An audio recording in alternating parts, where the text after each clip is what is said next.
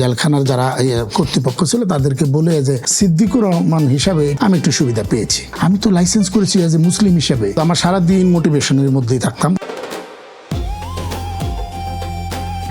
As a মুসলিম হিসাবে কি আমি 17 বার এই সূরা ফাতিহা পাঠ করি? আমার মুসলমানিত্বর যে সাইনবোর্ডটা আছে, যে লাইসেন্সটা আছে, সেটা তো রিনিউ করতে হয় প্রতিনিয়তই। প্রত্যেক ওয়াক্তে কিন্তু রিনিউ করতে হয়।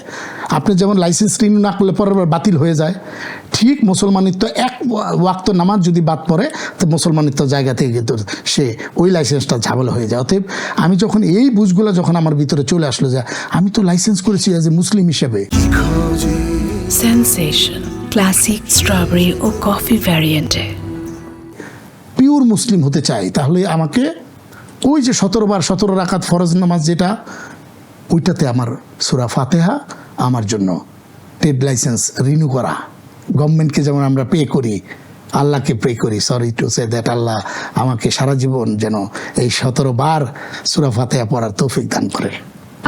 ওই সময়টা আসলে ডেইলি রুটিনটা কেমন ছিল, কি কি করতেন? আমি অদ্ভুত, আমার সারাদিন মোটিভেশনের মধ্যেই থাকতাম, যেহেতু ওখানে আমার একদম সকাল থেকে সকাল 7:30 যখন লকআপ খুলে, লকআপের শব্দটা এত প্রচন্ড আকার হয়, ওইটা আমি ট্রমার ভিতরে ছিলাম অনেকদিন, এখনো আছি। চিৎকার, মানুষ বেরোইছি, মানুষের উৎফুল্ল, সকালবেলা এই লকআপটা খুলতেছে, আমার সেটা ভিতরে এখনো নাড়া দেয় বিশাল আকারে, এবং এমনভাবে খুলে সেটা শব্দ হওয়ার পর আমি উঠতাম। আমি একটু পরে উঠতাম, উঠে সবার সাথে ভাই কেমন আছেন, গুড মর্নিং যেটাই হোক, ঘুম কেমন হলো, কথোপকথন, নাস্তার পরে আলাদা রুম ছিল।